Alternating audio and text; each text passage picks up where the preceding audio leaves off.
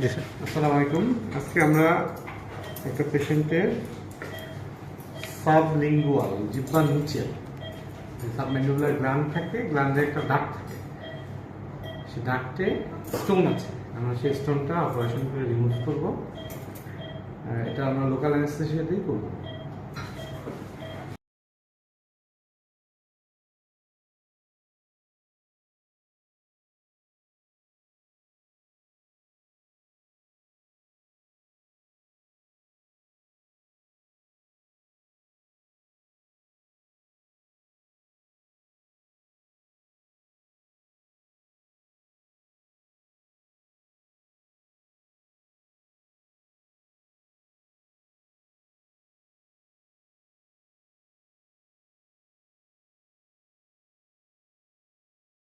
স্টোনটা ছিল, হ্যাঁ, এই যে এখান থেকে এই জায়গাটা ফাঁকা থাকবে, আমরা আশপাশে তো রিপেয়ার করে নিচ্ছি, এটা নিচে হিল হয়ে যাবে। ভিতরে যত কালেকশন, এই যে যত কালেকশন যদি থাকে সেটা এখান থেকে বেরোবে।